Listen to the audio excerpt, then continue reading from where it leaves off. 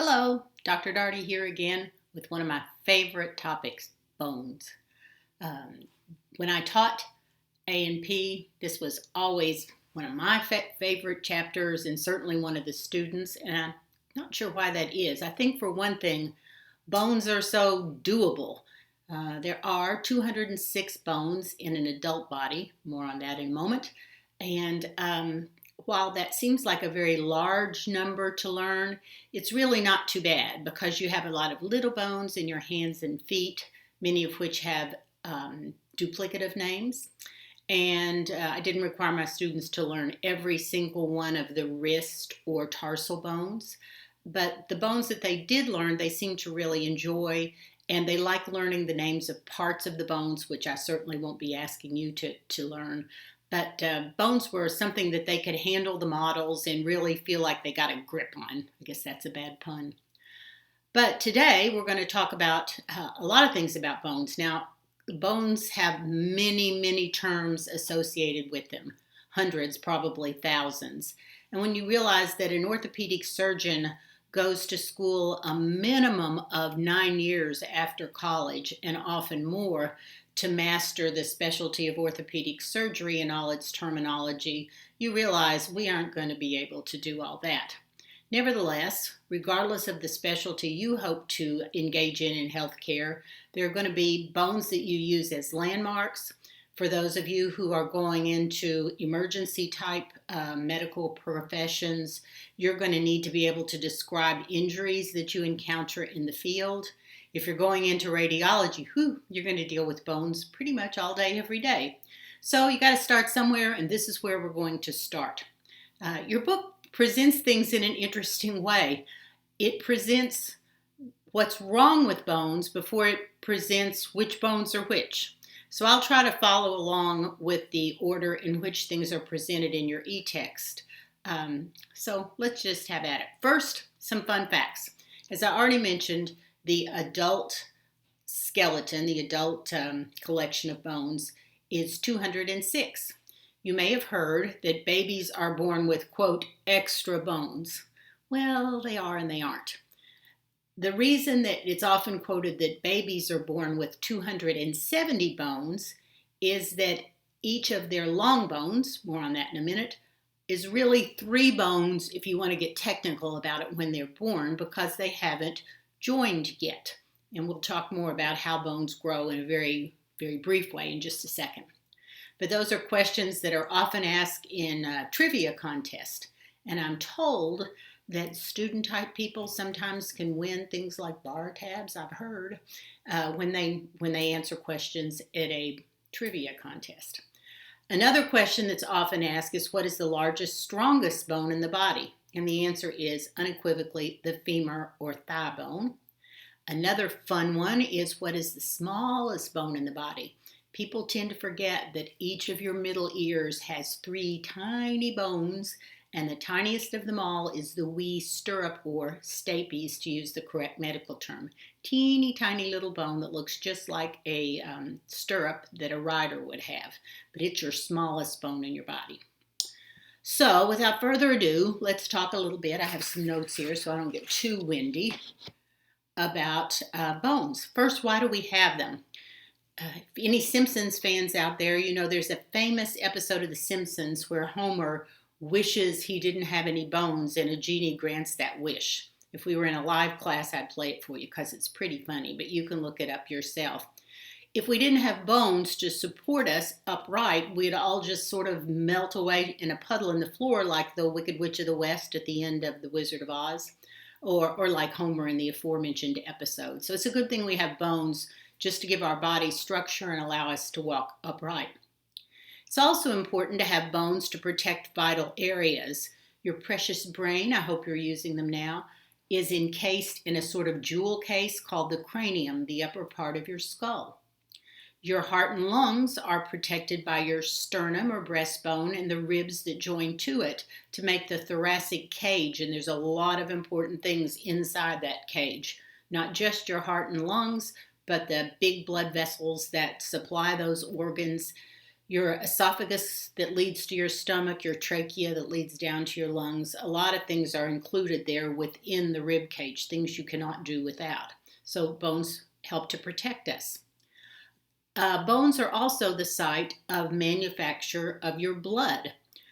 When you're a baby, a lot of your bones can make red blood cells and white blood cells, but by the time you're an adult, there are only a few places. The flat bones in your hip, the ilia, ilium is singular, your sternum or breastbone contains red marrow, blood making tissue, and the round ends of some of the long bones of your humerus and your femur.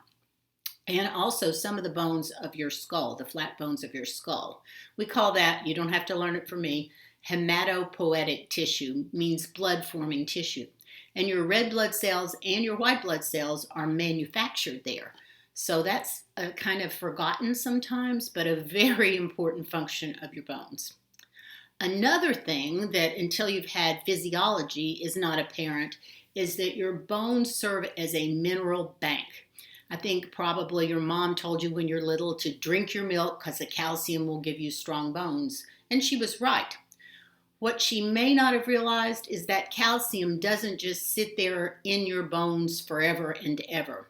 Many of your body's most vital functions, like blood clotting, require a certain amount of calcium. Not necessarily a whole lot, but it has to be maintained in a very narrow range or things go wrong very quickly. Your nerves and muscles don't work properly without it. Some of your hormones don't work without it. So having a ready supply of calcium on hand, and your body calculates that moment to moment. If you have extra calcium, it gets put into your bones. If you need some calcium for those functions, it can make a really quick withdrawal. So calcium is vitally important, and your bones serve as a sort of credit union for that.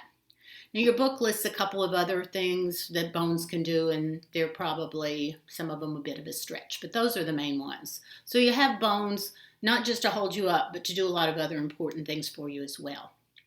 Your book then moves into a sort of abbreviated course in bone physiology. It's real interesting. Probably the most important idea you should come away with is the realization that each bone in your body is an independent organ. It has all the elements, all 4 tissue types that require structure in your body to be considered an organ. So a bone is a living thing. It's not just like an I-beam in your house that just sits there and provides structure. Bones are dynamic, living organs. And your book explains how the blood supply comes to the bone. If you're fascinated by that, take A&P. It's really interesting stuff. There's a couple of terms from that section that you need to be aware of, and I've written them out because they're sort of tongue twisters and ones that many people aren't familiar with prior to doing some medical study. Let's see if I can get it up here. 2 words, originally from the Greek, epiphysis and diaphysis. Kind of tongue twisters and sort of hard to spell for those of us who are spelling impaired. But those words are used over and over when we talk about fractures in bones, when we talk about disorders of bone growth. So those are 2 terms that you should be aware of. It's not hard to learn which is which. I will show you. The only bone I have here with me right now, I'm not in a lab, so I don't have my elegant skeleton and my collection of bones, how I wish I did, but I have this dog toy. This is not part of a real bone. It held some things that were attached to this. And my husband teased me, said, what are you going to tell him about the end? I said, oh, that's osteoporosis there on the end. This is a previously loved dog toy. I'll put my hand over the part we don't really want you to see. The reason I'm holding it is to illustrate what those 2 terms I just showed you mean. The ends of the bone, the flared ends of a long bone, are called epiphyses. Singular epiphysis, plural epiphyses. Thank you, Greeks. We love that. So epiphyses are on the ends. If you're a biblical scholar, one way you might remember that is I'll bet the Ephesians had epic epiphyses. So epiphyses, both ends of this long bone. It could be a femur or a humerus or a tiny bone in my little finger. As long as it's longer than it is wide, it's considered a long bone and has roughly this shape. Now, between the epiphyses, from here to here, the long shaft of the bone is the diaphysis. Well, you can come up with your own way to remember that. But one thing, the late Princess Diana, she had lovely long legs. So you might think that Princess Di had really spectacular diaphyses, plural diaphyses. So the diaphysis is the shaft of the bone, and the epiphyses are the ends, with the E, of the bone. And they're kind of flared out like this. Now, we mentioned earlier the business about why do babies have more bones, if you want to get, iffy about it. The reason is when you are still growing, before you achieve your adult height, the epiphyses have a narrow band of growing tissue that separates them from the diaphysis. You've probably heard this, and you may have called it the growth plate, and that term is used in healthcare. We also call it the epiphyseal plate. Once your bones have finished growing, and you can see that on an x-ray, whether someone still has, quote, room to grow in their bones, that becomes called the epiphyseal line. So did you notice I switched to the adjective form? Epiphysis, singular, epiphyses, plural. The adjective is epiphyseal, and again, a tongue twister. But because the two ends of the bone are actually separate from the diaphysis until you achieve your final height, technically this was 3 bones until you finished your adolescent growth. So that's that bit of bar trivia. That's why it comes up. So it's true technically, but we don't really think babies are born with extra bones. It's just that until they finish their adolescence, their bones are still growing. Now, let's see, what did I want to talk about next? Next, your book goes into all the things that can go wrong with bones, and obviously there are a lot. I picked out just a few of the terms to talk about with you now, the ones that might not be familiar to you. I think you've probably heard of osteoporosis, if only because there are so many ads for drugs to combat osteoporosis that are featured on TV right now. And women of a certain age, like your instructor, we spend a lot of time talking about, well, have you decided to take a drug for osteoporosis, or have you had side effects from your osteoporosis drug, and on and on. Osteoporosis happens when bones don't have enough mineral in them, calcium phosphate primarily. Bones have 2 components that help them to do their job. The mineral component, mostly calcium phosphate, that gives bones their hardness. So if you don't have enough of that in there, it's pretty easy to see that the bone could fracture. And where my corgi julep has chewed away some of the ends of this epiphysis, you can see it looks like there's not enough material there. And that's what osteoporosis is. So it's when you don't have enough mineral in your bone. You can run into problems also where you don't have enough protein structure in your bone. A lot of people, especially people not involved in healthcare, just think of bones as hard, like a flower pot, mineral. And if you have a terracotta flower pot and you drop it on your sidewalk or your porch, you're not going to get a good bounce. Because since there's only mineral in there, it makes it very brittle, like a china teacup. What we have in our bones are long strands of collagen, a tough protein. It's literally what makes connective tissue connective. It's what holds you together, collagen does. Gives your hair and your skin, your nails, and your bones strength. You might think of it as putting rebar in the concrete foundation of a house. The rebar helps, if there's any kind of shifting, it keeps the structure from shifting. So we need 2 things. We need hard bones, minerals, and osteoporosis is when you don't have enough of that. But you also need these long strands of tough protein, these collagen proteins, these collagen rods, to give your bone what we call tensile strength, resistance to breaking. And there are disorders where that doesn't form properly, one of which is called osteogenesis imperfecta, or OI. You may have read in the news sad stories about this. It's a rare condition, but some babies are born with what's called brittle bone disease, and now you can see why that is.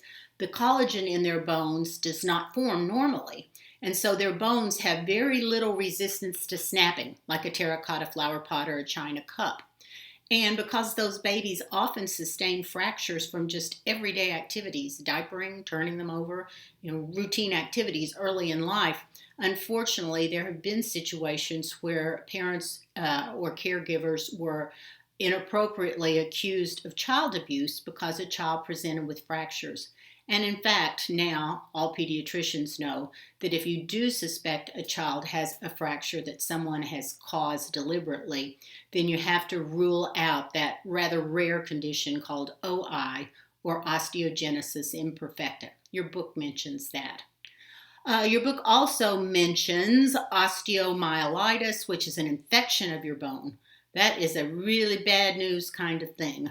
Your bones are meant to stay inside all the time. They should not be exposed to all the germs out in the big bad world. So unlike, say, your eyes, your skin, structures that routinely, even your lungs, meet the air from the outside world, that have defense mechanisms to help clean up any invaders real quickly, your bones aren't very good at this. So if you get an infection in your bone, it can be wickedly hard to clear up and can be very destructive. Before we had modern medicine, it's why a lot of people died or had amputations, because bone infections were just almost impossible to completely obliterate. And even today, they sometimes take prolonged courses of antibiotics and sometimes require surgical debridement. So osteomyelitis is a bad thing to get, and we as healthcare providers need to be on the lookout for it and also aware of things we can do to minimize its possibility. Another thing is osteomalacia, means soft bones. Historically, one of the big causes of osteomalacia was rickets. Rickets is vitamin D deficiency. If you've had a newborn at home, you know that we go to great lengths to make sure that they get enough vitamin D. And old ladies like your teacher, we're encouraged to get plenty of vitamin D. What its magic is vitamin D lets the calcium be inserted or built into the structure of your bones. So you need not only the calcium, but the vitamin D to allow the calcium to be deposited. If you don't have any vitamin D, then what can happen is your bones don't ever absorb or use the calcium, and they become very soft. So in the old days, when people got rickets, children would have what we call commonly bow legs, misshapen bones, because the bones were soft. We don't see it often in developed countries anymore. Let's see, what's that? Oh, achondroplasia. That is usually a congenital condition that bones don't form properly and don't grow to their proper length, resulting in a marked diminution in height. So there's some TV shows about that now, and the terms that people use appropriately have changed over the years. Little people is one that we hear now. The medical term is achondroplastic dwarf, but you can understand why you probably wouldn't in lay terms want to call someone a dwarf unless you're Snow White. So those are just a few of the things that are mentioned in your book. There are lots of others. The cancers are mentioned. Osteogenic sarcoma. If you've read The Fault in Our Stars, very sad. The hero had osteogenic sarcoma. Ewing sarcoma is another tumor of bone that several famous folks have succumbed to. Those are primarily found in adolescent or pre-adolescent young people. And there are other metastatic tumors. That means they started somewhere else. So let's say you have breast cancer or prostate cancer. You can end up with a tumor in the bone, but it didn't start there. It came from another cancer in another part of the body. Enough of the sad stuff. Well, not really, because now we come to fractures. And your book has a very nice page about fractures. And I think fractures are so interesting, the way they're named. And if we were in our regular classroom, I'd dig up some pictures of fractures and show them to you. Your book has a few. For those of you who are going into physical therapy, again, my EMT friends, my radiographic friends, your future studies will go into some detail about that, but you might like to at least get your feet wet a bit. So here are some of the types of fractures and the way we classify them. The most important thing to know about a fracture is whether or not it has the ends of the bone have violated the surface of the skin. Why is that so important? A fracture where all the parts are still within the soft tissue structure of the body is called a simple or a closed fracture. Fortunately, most fractures that people have are that. But especially in high impact trauma or even a bicycle accident, you could have, oops, I lost you for a minute there. I'm sorry, computer error. You can have with the ends of the bone poking through the skin, basically. Now, as we mentioned, bones are really terrible at defending themselves against the germs in the big bad world. So when we have an open or compound fracture, it's treated much more, well, not more seriously, but with a whole different way of dealing with it. We have to think about antibiotics. We have to think about how we get the ends back together so that they can hopefully heal properly. I'm going to take a break here because I just thought of something I'd like to get from my kitchen to help illustrate these plans. I'll be right back.